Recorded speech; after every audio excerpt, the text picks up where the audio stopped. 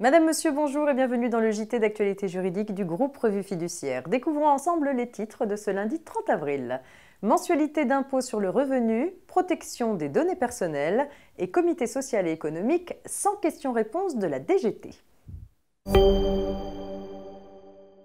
On s'intéresse donc pour ouvrir cette édition aux mensualités d'impôt sur le revenu. Les particuliers qui escomptent une augmentation ou une diminution de leur impôt sur le revenu par rapport à celui qu'ils ont acquitté l'an dernier peuvent, sous leur responsabilité, demander une modulation à la hausse ou à la baisse de leur mensualité.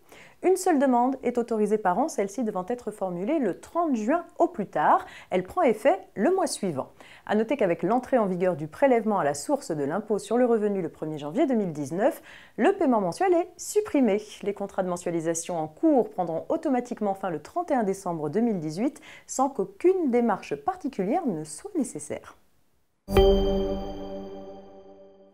On continue avec la protection des données personnelles. À l'aide d'un nouveau guide pratique conçu en partenariat avec BPI France et plus particulièrement adapté aux TPE-PME, la CNIL continue de communiquer activement sur l'obligation renforcée faite aux entreprises par le règlement européen RGPD de protéger les données personnelles qu'elles manient, obligation qui, je vous le rappelle, entrera en vigueur le 25 mai prochain.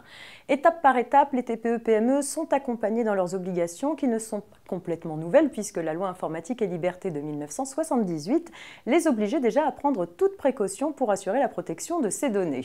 Ce guide comporte différentes fiches détaillées couvrant les principaux fichiers mis en œuvre dans la plupart des TPE-PME. 3 thèmes sont abordés: votre entreprise communique et ou vend en ligne, améliorer et maîtriser la relation client et enfin protéger les données de vos collaborateurs. Et on termine avec le comité social et économique et les 100 questions-réponses de la DGT. Comme vous le savez, le comité social et économique va se substituer au CE, au DP et au CHSCT d'ici le 1er janvier 2020.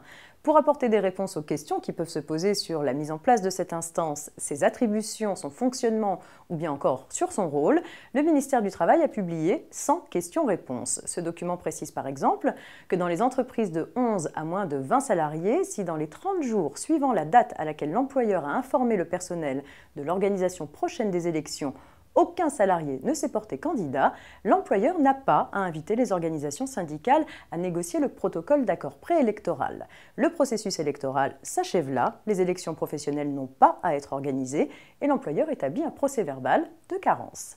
C'est la fin de cette édition, je vous souhaite une belle journée ainsi qu'une bonne semaine et nous on se retrouve non pas demain mardi 1er mai férié, mais mercredi.